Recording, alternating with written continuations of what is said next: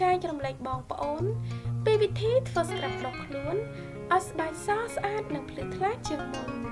ស្ក្រាប់ខាត់ស្បែកនេះគឺល្អសម្រាប់បំបត្តិស្បែកខ្មៅខ្លាំង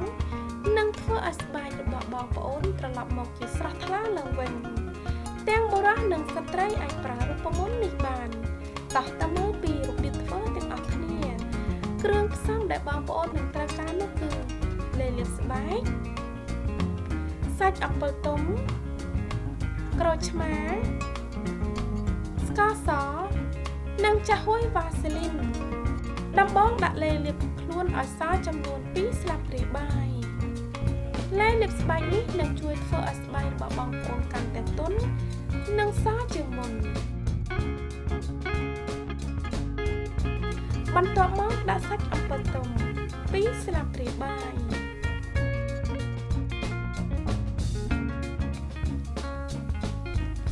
រួចហើយដាក់ចាហួយវ៉ាសេលីន1ស្លាបព្រាកាហ្វេ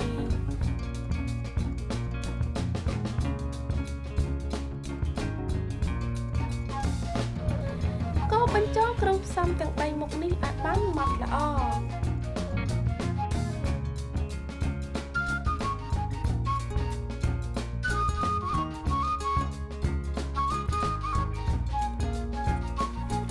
បន្ទាប់មកដាក់ទឹកក្រូចឆ្មា1ស្លាបព្រាបាយ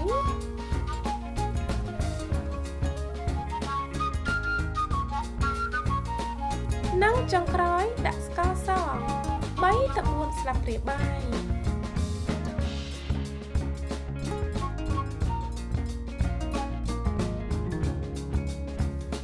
កូរបញ្ចូលគ្នាឲ្យបានសព្វល្អស្ក្រាប់ខាត់ស្បែកនេះនឹងជួយជំរុញកោសិកាស្បែកដែលងាប់និងធ្វើឲ្យស្បែកភ្លឺថ្លាជាងមុន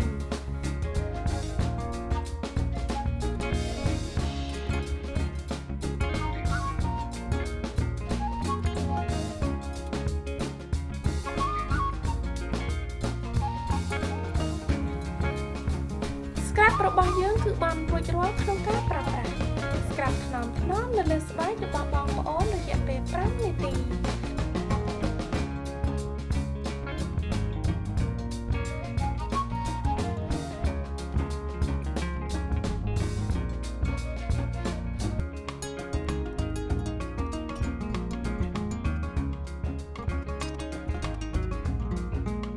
បន្ទាប់ពីត្រដោះនៅលើស្បែករួចរាល់ហើយទុកចោលរយៈពេល10ទៅ15នាទីបន្ទាប់មកលាងសម្អាតចេញជាមួយនឹងសាប៊ូដែលបងប្អូនប្រើរាល់ថ្ងៃលាបឡេផ្ដល់សំណើមដែលបងប្អូនមានប្រើរូបមន្តនេះ3ទៅ4ដងក្នុងមួយសប្តាហ៍ដើម្បីទទួលបានលទ្ធផលឆាប់ៗ